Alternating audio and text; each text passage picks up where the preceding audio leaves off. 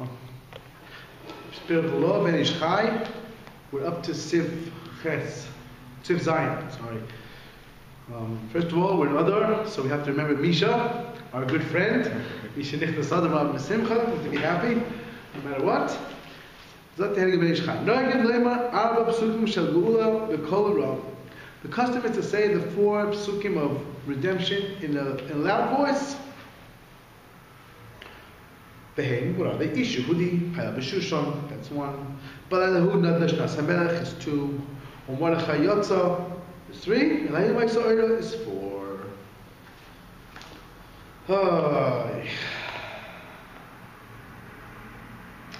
Every pasuk Balayla Hu B'Kol Rav Nigun. Said there was a melech, B'Kol Rav Nigun B'Yosef. Balayla Hu, it says with the Nigun, and you finish with even a bigger Nigun with the Melech.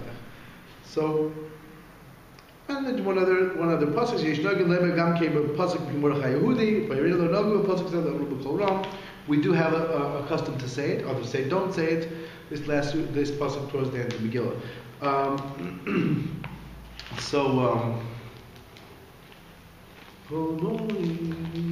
Yeah. Okay. So we have like this. So these 4 psukim, they represent really the big Yeshua, and that's very important for us again to hammer home and to realize that. No matter how black things look, no matter how difficult they are, Hashem sends Yeshua. Hashem sends Yeshua. Very often later on, the person is able to understand or grasp, and he says, oh, now I see what this is about, and how this helped me, and how that helped me. While it's happening, while the difficulty is happening, we don't always appreciate what it's doing. When a person's having difficulty, he has to endure, it's building another. I saw a beautiful story about, they have a book, one of the few English books I read actually, last little while. It's called Nights in Rosh on a Table or something, where Chaim Prayer brings it. So they interview various people. One person there says that when he told the vendor, he came from America or whatever it was, he said, so do you have obstacles? And in retrospect, he said he did have obstacles. So it wasn't really, about saying his name, it wasn't really him per se, that wasn't the point. But at the time he said, well, not really. Your parents have resisted. He's like, not really. They don't mind. The rest he's like, oh, that's not good. Because if you're not going to have obstacles from the outside, you're going to have obstacles from the inside. Because you always have obstacles. You can't come close. There's obstacles. So that's what we have to realize. There are always obstacles. We're all going through this whole beautiful story of the Megillah. It's our story. We have all these troubles and all this hardship. Someone wants to kill us. And we have to hang out with it and say, no, I'm going to hold on a little while, I'm going to keep trying, I'm going to keep doing whatever I can, and keep working until I'm Zocha, to be where I need to be, where I need to be. And we realize this, no, there was the Yehudi, yes, every person has good points, he has the Bechenes Yehudi, which doesn't want to, says that he was Yehudi, someone who rejects Avodah Zarah, that's what he is, has True Emunah. The Rebbe always makes the calculation, you have Avodah Zarah, and Emunah is the opposite of Avodah Zarah. That's his always the opposite. Either idolatry or Emunah, that's the way it comes. The various Torahs, the Rebbe brings this idea, this concept of this connection. So it's Yehudi, it's opposite of Avodah Zarah. The Gemara says, someone who rejects Avodah Zarah is Yehudi. It says, Balayla Hu, the king's sleep. He was roused from slumber, as it were. Suddenly we see Yeshua, we see him stand. Oh no, it's going to work out after all. How many times a person seemed that it was impossible? It was totally impossible, and it worked. Incredible thing, especially in terms of Ruchni, is being Zocha to what a person needs to be Zocha. In terms of learning, in terms of davening, in terms of into levels. For people who have had the experience, they notice that really it seems impossible. You want to learn the whole Mishnah, know the halacha, it's impossible. You want to learn Tut halacha, it's got the main point, what he's saying, why it's impossible. You want to learn Shas, impossible. How? Hey, learn to be alarmed, it's impossible. How do you do all that? You just can't do it. It seems impossible. So when a person works on these apparently impossible attainments, the same thing in Avodah. A person wants to daven slowly with Ishma, which is so hard. A person wants this element, holiness, that other holiness. It all seems very, very impossible, very difficult. So what we need to do, we need to be able to connect to Hashem. We need to just do our best, and Hashem does the rest. Really, Hashem does what we need to be done. As the Gemara says, it says that you have to know a person has to make himself have humility. He has to have another, like a desert. He's nothing, he knows nothing. And Hashem gives him the Torah as a matana. Hashem gives him the Torah as a gift. It's a gift from Hashem. It's not as if he did something to earn it really. Hashem, that we do what we can and then Hashem gives it to us for free. We can't think it's us, it's not me. On the other hand, I have to daven as much as I can, as hard as I can. Like Rosen explains, you have to do your best at daven. You have to know that it's Hashem's kindness, it's not me. So, this is the idea of the waking up of the slumber, because suddenly a person, it seems an impossibility, he just can't, and suddenly he wakes up, and he just can't believe it, he has it already. He attained it, he's like, wow, I gained that, how did I do that? I don't know, no idea, it's just a gift. I'm totally scared, I try, yes, but come on, I thought it was impossible. I just have to try, you have to do your best, and then suddenly he gets it. Incredible thing. I once heard Berlin say about Javarosh, actually, interestingly. He said he just learned, and one day, he said had everything clear. That's what you're trying to do. That's the level. Any person wants to reach a level. That's really what you got to do. You got to keep working, keep trying, keep pounding, learning, and halacha, learning this, learning that, whatever it may be. The halachas, the Quran, whatever form it may be, the person wants to be zocheh. And suddenly, it's just going to be. He's in a totally different level, totally different place. And that's what the Medrash says. Also, when you want to learn Torah, it seems impossible. It's like a loaf of bread placed a few stories up, 2 or 3 stories up. The person says, I can never reach that. High jump. But that's what a fool says. You can't reach it, so forget it.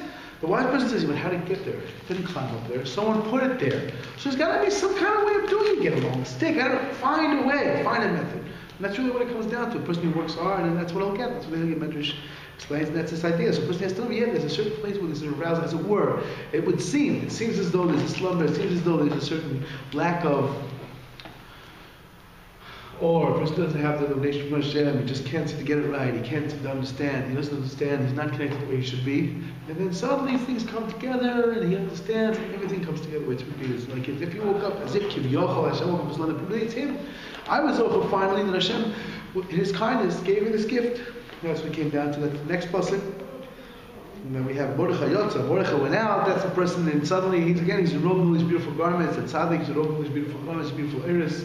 That's a person also, he has to know, it's all supposed to tzaddikim, it's supposed to those who are zocher, to be the way they should be. That's the main for the person, the big nigun, the big kol, because that's the main thing, to be zocher, we're the beginnings of the Yeshua. So that's the Yeshua, and everything unfolds to be totally different than what one thought originally. We thought originally Haman's going to win. There's no way of beating him. And Haman lost. There's a murder, I think that he's so from Alexander. I don't remember what he just says. I forgot what he just says. Well, it's just fun. He says over in Lithuanian. He says, with Haman, why did Esther wait for a second day? Why did she wait for a second party? What you had Haman there, Hadachashverosh, finished. Say he's the bad guy. Come tomorrow. So he said, for the person, when he sees that someone is b'simcha, he said the oil of simcha is so strong. He said Haman came to the first party, he was so happy, he was thrilled. She said, I'm not going to win, I'm going to lose. He said Simcha is going to forget it. He was Simcha said, he's going to win. You get out of all the golas, you have all errors in the schools of Simcha. He's b'simcha. It's like a dangerous situation. We have to put this off for tomorrow. The next day, he already served Mordechai. He got garbage on the head. He got lots of good fun things. He was like, I got to get out of this party, or I don't know what to do. And they came and grabbed him. He's coming. He looks nervous. He looks upset. She says, today's the day. Now I'll do it. That was it. And then she said, Kolshke, the person in Kedusha, in holiness, Kolshke, for good. The person doesn't want to hurt anyone, Chalila. He just wants good things. Of course, the person with Simcha is going to get the Yeshua, and it's going to be the way it's supposed to be. Then the final puzzle, there's a question, because there's Yeshua. The Yeshua already happened. Yeshua happened. Mordechai already came out. That's what he did again. The same idea. Well, you say, no, this concept still that Mordechai is still in control of the Schus Tzaddik, remembering, actually, that's a little bit of what's behind these psukim. Tzorach lo yimar ches. Tzorach lo yitchiz 500 ish v'yez parasham dosa.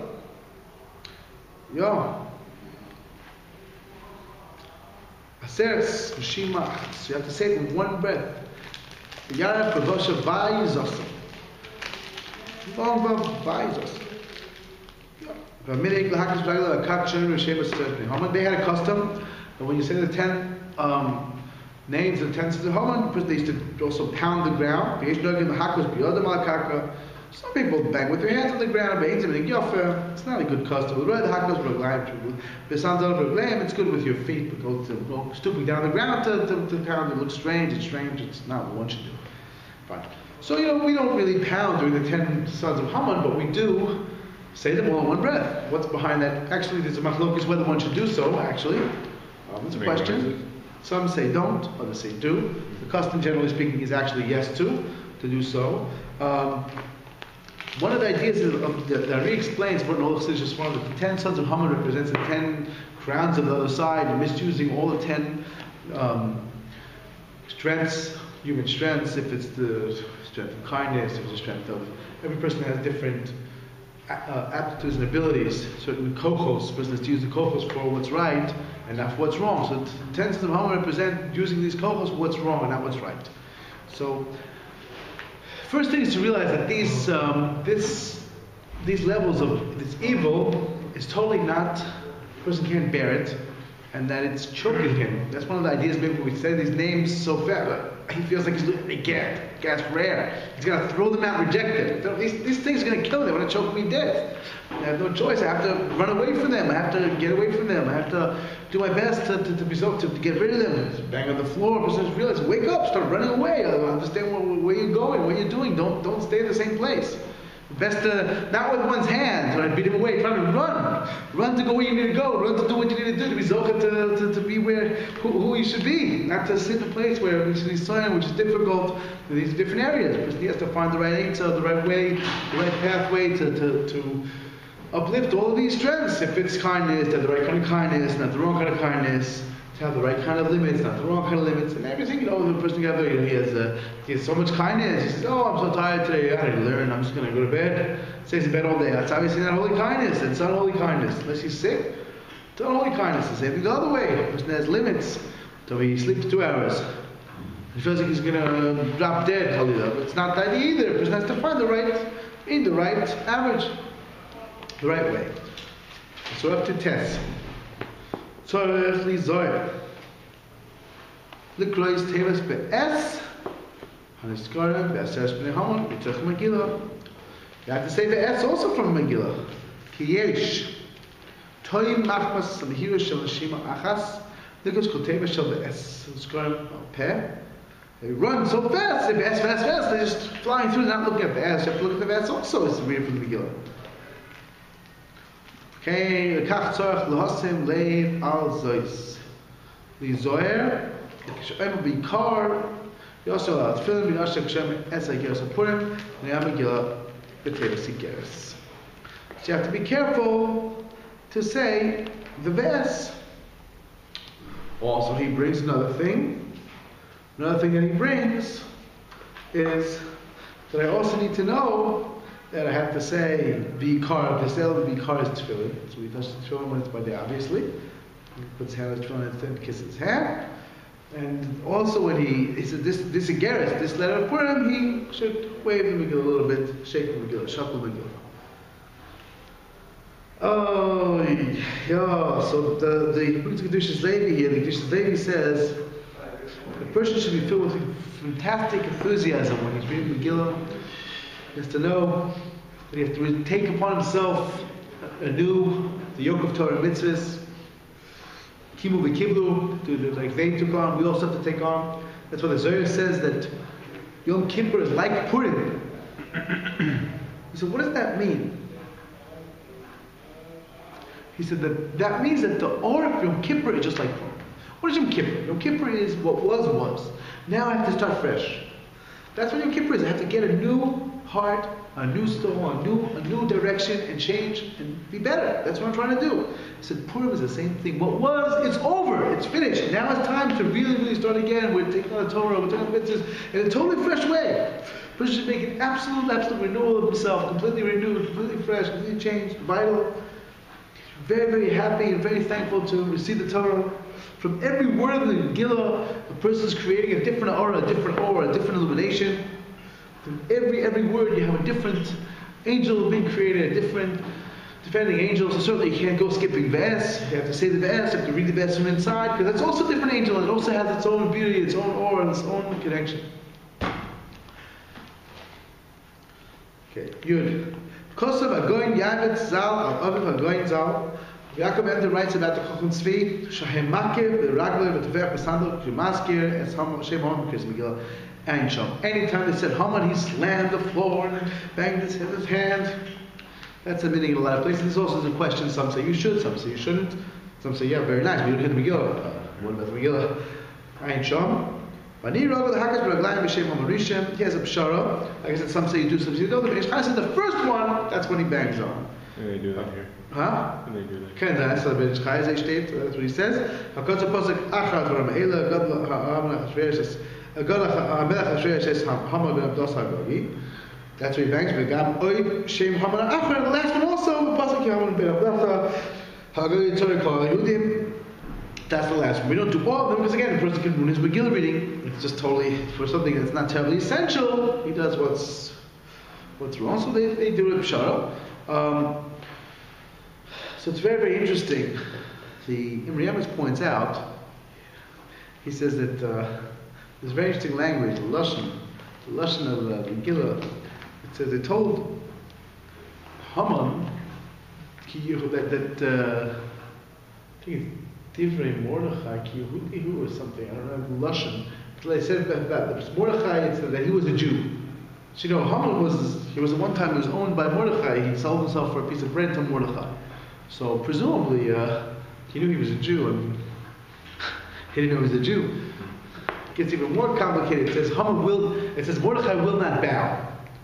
Which is also a strange language. There are a few ways of explaining it. The way the Sfas Emes explains it. Haman knew he wouldn't bow and wanted him not to bow to get the Jews in trouble. I mean, he goes after the nation, so I want to deal with Mordechai, I'll deal with the Jews. He said he had a plan. To begin with, he wanted to deal with the Jews, so he went out and he's no good, now I have a good excuse, so we'll deal with the Jews and we'll make the peace with the Jews. So it's very interesting, the Imre Emes says, according to the Cheshbon, that Chazal, that Haman really he was a slave to Mordechai, so it come out what that means. He sold himself, whatever it is, it comes out that he was Jewish. Because every kind is Jewish. So one sees from here, the lesson here is that the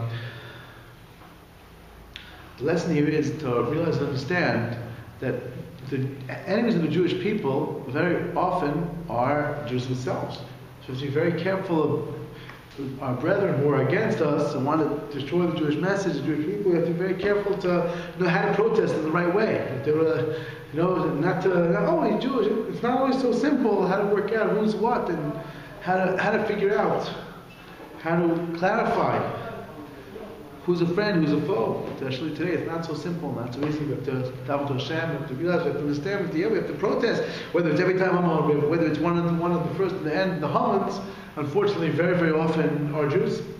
Sadly to say, the Moral says that we have a lot of strength, and when we misdirect that strength, it goes to bad places. That's what Moral says. So the only person has the greatest strength to do, to make a new nation and bad things. That's what he has a call for. So he has to be very careful not to misuse his strength and break things.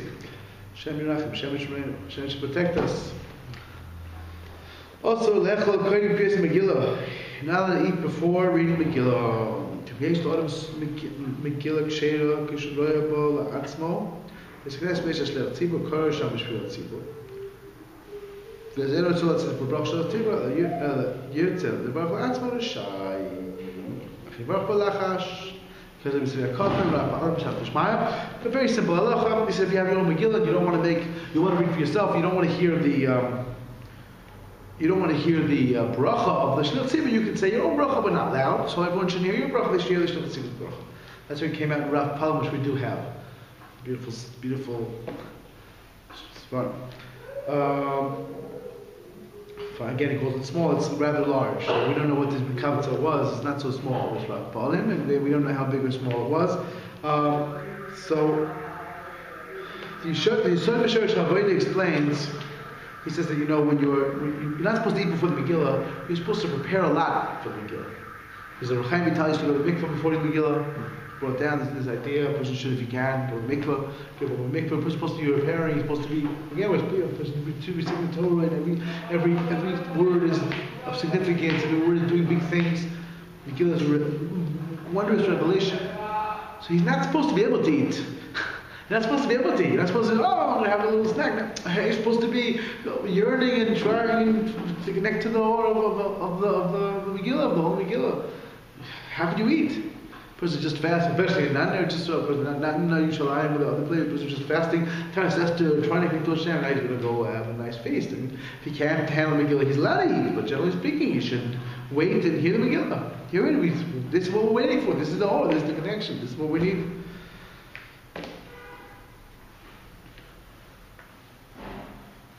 Of course, there's a Shliach Tzibur, a person that's so simple, very, very obvious. A person, when you have a Shliach Tzibur, a person representing the community, and representing community to read Megillah for everyone. You have your Megillah, why should we hear your bracha, not my bracha? It's a little bit, why are you taking over it's very strange. Why would one take over?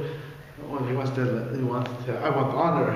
If you want the honor, we'll let you go up and say the bracha. Why should he hijack it or get other people's way of hearing the other bracha? It just doesn't make sense. Of course, clearly he should definitely say a bracha to himself. Why shouldn't he? Why would he be so inconsiderate to say the bracha so that the person representing the community is not you can hardly hear him? That's an obvious. It's like very simple. First rule, Aleph Beis, we're supposed to think of someone else, not only myself. Like Salanta says, you have to remember other people. Can't. It's so easy to forget, to make a mischej when a person wants. He said, no, I want to make a good bracha. The law says to make a loud bracha, just ruin everything for everyone. What happened? There's a meister who says, this is incredible meister. It happened in his time. That there was a certain masmid, the guy sat and learned so much, learned intensely all night. He used to be very tired. By the time that I came, he was really exhausted. So he would hold the candle in his hands, it would burn down. He'd touch it in his hand and wake him up. One day he was so tired. He just let go of the candle and kept sleeping until the shul was a raging fire. So what happened? So they put the fire out. The whole shul basically, the home was burned down. A lot of they this farm, but the shul wasn't a wreck. Well, there was nothing left. All burned down, more or less. Embers were left there, had to be rebuilt. So everyone said, wow, what a masmid. He's learning so intensely for years, for months. Doesn't sleep. So when he felt it came up, he fell asleep. There was a fire. Wow, what a great man. Rav Salanta said, what a fool. He said, now that he was learning, he could learn, he had the ability to learn and sit the whole time. And now he has a halachic obligation to pay every penny of damage that he damaged. Aish, you have to pay. No one told you to hold the candle. On the learner, sleeping, you have a candle in your hand, you're responsible for what happens. If you fell asleep and someone else put a candle in your hand, that's not your problem. But if you fell asleep holding a candle, you better get up. You thought you couldn't. Well, that's too bad. It's so sad. But you have to pay every penny of damage because you better be sure. So the poor guy, he's got to go to work now. He couldn't learn till now. Now he can't learn anymore. He needs to work. What did he do? For what? That's people don't understand again. I'm going to bracha, and he just totally ruins everyone else's focus. Everyone's going to connections. It's very not simple. In the Breslov shul, there was a ma'aser with, I think it was Rav Noson's grandson, that there was people coming to Breslov. Breslov used to daven with him very, very intensely. More like Karlin today maybe. Very intense. Maybe they're a different place, depends where you go. She's very shouting. So there's one guy who really shouted a little more than everybody else. So much, you can hardly focus in the davening. So, I forgot who it was. One of Noson's grandson, I think. It was one of the big people in Breslov. He told them, Shimshon Basket, I think. He said, listen, could you tell him to tone it down a little? Let's see, you can hardly daven. He said, I'm afraid to tell him. Because maybe he really means it from his heart. He's not focused. It's hard for him to think, yes, he should think it's all true, but he's just doubting, he's just losing himself completely in the awe of doubting. So how do you tell someone like that not to doubt? The way he needs to doubt. So, tell me my dad, you're right. If he really means it, you're right. I can't be true. But a person should still have an understanding to know, not to interrupt. It's a mice also with one of the best of Chassidim. He used to do a very long Shalom Aleichem Yisrael with tears, loud, live. He comes home. And Shabbos is a very, very busy time, especially for the woman of the house. His wife's fast asleep, fell asleep. He can't wake her up. No way I'm not waking her up. He can't also not do some lechem eshchayil with bread, with fire. I can't do that either. So he said, okay, we're not the door quietly, went back to shul. Big murder, some all the things. He went back home. His wife was already woke up, already by herself. Oh, ready to make kiddush. You have to find a way. You don't ruin another person's life. And trying to problem. People, they don't always realize this. So I guess maybe we'll do one more. Hakoyre Yochid Yivorech Gam Bracha Achrona Shel Megillah Kinizker B'Birkei Yosef. Person who's reading alone, we should say he has to say the Megillah on his own. He can't say the Megillah. He can't go to the Megillah. He doesn't have a community. You can say the Megillah yourself if you have to. So that's what he's doing. So what about the bracha after the Megillah? What do I do? What do I do?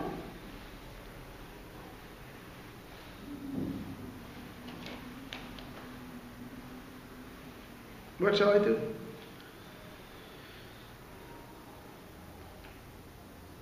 So he says, this is very simple.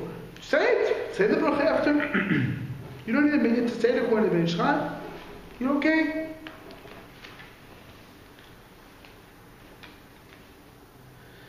If I remember right, that is not the way we come out.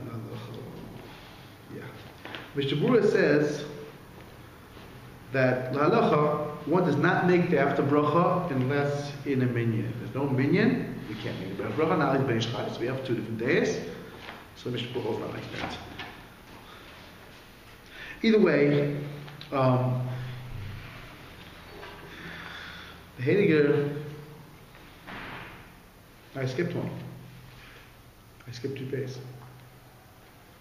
I guess we'll go back to 2 pages for a minute, and we'll do about this bracha as well. 2 people should stand next to the tzibur, one to the right, one to the left. Before the brachas, say with the permission of my teachers, my rabbis. Baruch v'yikra, and he said the bracha and read. Many girenu and bagdad sham do akal base bracha. They'd stand during the bracha. Tchil v'sof, the beginning, the end. B'chol adam tzach shtigo v'achakach yibak bracha. Chreina, person should roll, then make a bracha chreina. Mizar shelo yivorech. Person should not make the bracha when he's doing lila on the Megillah, when he's rolling up the Megillah. Yeah, the Holy Ari explains that these brachas are very, very, very important. You know, of course, the people standing one to the right, one to the left, the Gemara compares it to Mount Torah, you have Moshe Rabbeinu, the Klaizu, you had all the different, it's like an ore coming down. The person has this incredible illumination happening, and so we're speaking about again this idea of what the Megillah is, what's going on with the Megillah. Not a simple thing. There's a Maisa with the Rimnever, Nachman Rimnev was in the prison once, someone lied, told slander about him, so he was put in prison, and he asked for a Megillah. And everyone wanted a Megillah. It's Tammuz. Why does he need a Megillah for? Usually a Megillah we use another, not Tammuz. Tammuz you have a long time. You have Tisha B'Av, Tu B'Av, Elul, Rosh Hashanah, Yom Kippur, Sukkot, Shmini Atzeres, Hanukkah, 2 Shvat and Purim. You'd figure Tammuz it's almost as irrelevant as asking for a Megillah. How does he need a Megillah? So they told the Rav to because he wants a Megillah. Don't get a Megillah. Who knows what he could do? Megillah is it's like giving him fire. So last year he was very weak, and he was about to read the Megillah. He told the story. So he was very careful with the story. He said, "If you see, you can do incredible things to damage with Megillah. Certainly, if someone wants to do good, you can save the whole world. You can do Megillah is a very, very special time, a very uplifting time. You have to." That's what Megillah, the brachas is bringing down the light, the or. Bringing it down is the brachas. The brachas bring down the or of Hashem. That's what the brachas are about. So we have to be very careful. We have to say these brachas with a lot of kavanah, a lot of focus, a lot of connection. We saw already, if you missed, you say it afterwards, you say it between Prak and L'chera, you don't just say it anywhere, any place, but actually, you say the bracha, it's very, very special. Indian bringing the bracha, it's kind of like making the vessel for the light, as it were. Since a bracha, it's a very, very powerful thing. If we had any idea what a bracha was, we would be much more careful trying to work on it. Siyata D'Shmaya brachas are the highest high. So first he has to prepare himself. The bracha, certainly don't say the bracha is a haphazard, well he's rolling Megillah, blah blah. That's not how you say a bracha. But the bracha, he's bringing down the incredible or, incredible shefa, incredible thing. Fine. Okay, so then the next halacha that we spoke about is about again saying this bracha. He said not to lose this bracha, the end bracha at the end. The tzibur, like the Chida says, he brings the B'K Yosef. Don't lose this beautiful bracha, this holy bracha. So the Mishmur is not like that. But either way, a person has to know that this bracha at the end is very, very, very powerful. The Arizal says a very amazing so that a person is rectifying the 5 judgments. The Yisod B'Shosh Avoda says, check this Arizal out, look at this holy Arizal. The person rectifying all the incredible judgments. They're very, very powerful judgments. The 5 judgments, the way we rectify the judgments, it really comes down to there are 5 different ways of expressing speech. 5 parts of a person. 5 organs, or 5 parts, his teeth, his palate, his tongue, the different things, his throat, that's how he expresses speech. So it depends, a person really, what we're doing is every judgment really has to come down to speech. Generally speaking, you don't just judge someone, it's not like, we're not in the world of action only. Judgment, generally speaking, is there's speech going on, and the person's caught alive, but put this way, a person realizes what's going on. Speech has a lot to do with judgments. Right, Nachman brings a person who, when we speak against someone else, we're making Rosh Hashanah. We're making a judgment on him. It's not so simple. What we're doing, it's a power. Speech is a very strong power. So this bracha enables a person now that we took on the Torah from fresh, comes out, what it means in the Chassidus, is that we're able to have holy speech, good speech. To have the judgments to show good, not negative, not bad. It's a very powerful thing.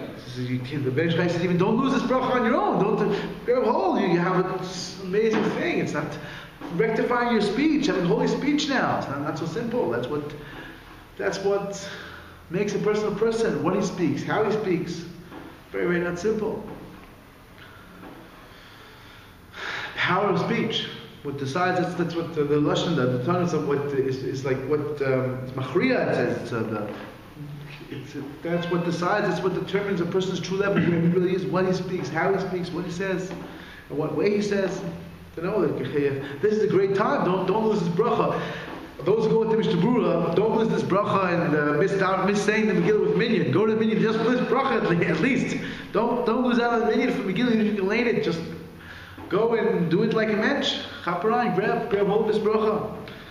Even they say it's so precious. These whole he says about brachas, it's going to such high places. So it says even Bechidus that he brings the dead skin. It's so powerful. How do you lose out? There's a shita you're allowed to. How you let go of this holy bracha? This bracha, don't lose this precious bracha. Maybe we don't hold that way. Maybe those who hold the Mishnah hold that way. But we also should be smart enough to grab hold and not to lose out on this holy bracha. To the incredible aura of Megillah, the holy Megillah.